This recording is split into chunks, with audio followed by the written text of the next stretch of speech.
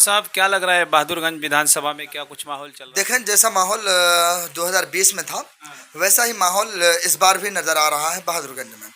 इस बार जो है ना 2020 के मुकाबले में कहीं ना कहीं ज़्यादा मकबूलियत बैरिस्टर असदुद्दीन ओवैसी की बढ़ी है और ऑल इंडिया मजलिस इत्तेहादुल मुस्लिमीन की मजबूती बढ़ी है बिहार के अंदर और ख़ुसूसन बिहार के इलाक़े सीमांचल में।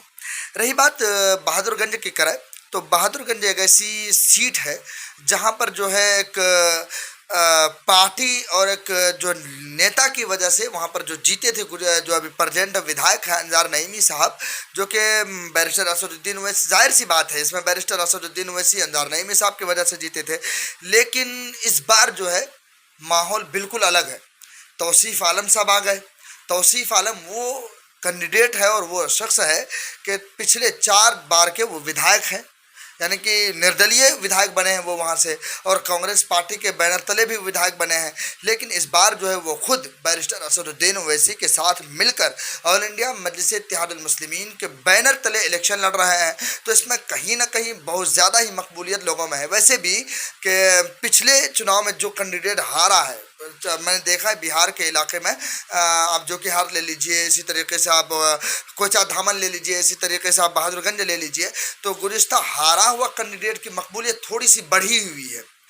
तो वही वैसा ही हाल वह बहादुरगंज में है। लेकिन बहादुरगंज में एक सबसे बड़ी तौसीफ आलम को जो मकबूलियत मिली है और तौसीफ आलम की सबसे बड़ी जो इस बार जीत के अनुमान सबसे ज़्यादा लगाया जा रहा है, वजह यह है कि तौसीफ आलम जो है वो ऑल इंडिया मजलिस इत्तेहादुल मुस्लिमीन में जुड़े हुए हैं। और तौसीफ आलम कोई ऐसा नेता नहीं है कि मतलब बिल्डिंगों में रह रहे हों, ऐशो ऐराश कर रहा हो। ज़मीनी नेता है वो, ज़मीन से जुड़कर रहने वाले लोग हैं। वहाँ के आप सोशल मीडिया एक्टिविस्ट वगैरह को अगर देखेंगे आप, वो लोग लगातार इस बात को कहते हैं कि तौसीफ आलम सबसे बेस्ट और सबसे बेहतर विधायक अगर कोई है तो वो तौसीफ आलम है बहादुरगंज के लिए। अब देखे होंगे तौसीफ आलम अभी विधायक नहीं है, लेकिन उसके बावजूद भी उन्होंने बहुत सारे काम करके दिखाए। जैसे कि आपके ईंट का मामला, रेड का मामला था, लड़ा है लोगों से, और यहाँ तक कि प्रखंड और जिला अधिकारियों तक लड़ा है। भले अभी कामयाबी नहीं मिली है, लेकिन मामला अभी फंसा हुआ है।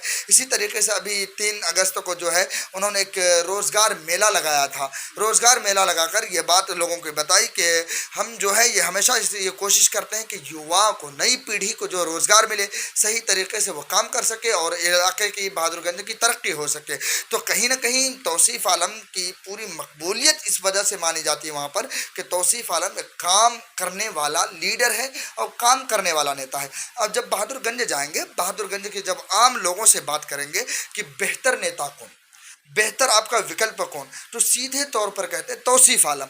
इसके पीछे रीज़न क्या है कि अंजार नईमी जो आए थे 2020 में, वो एक बैरिस्टर असदुद्दीन ओवैसी की हवा की वजह से ऑल इंडिया मजलिस इत्तेहादुल मुस्लिमीन की ताकत की बिना पर वो जीत गए थे।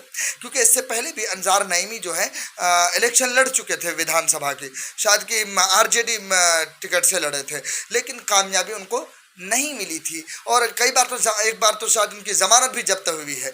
लेकिन वो कहते हैं ना कि मतलब MIM की हवा चल रही थी तो उसमें टिकट मिला। कई कैंडिडेट ऐसे जीते हैं वहाँ पर, मतलब कि इलाका सीमान जो 5 कैंडिडेट जीते थे उसमें से 1-2 कैंडिडेट तो ऐसा था जिनका कोई मतलब जन आधार था ही नहीं। वो अगर मुखिया में लड़ जाए तो इलेक्शन हार जाए, लेकिन असदुद्दीन ओवैसी और मजलिस इत्तेहादुल मुस्लिमीन के बेस पर वो भी विधायक बन गए थे। तो अभी जो है तौसीफ आलम वैसे भी मजबूत 4 बार के विधायक थे।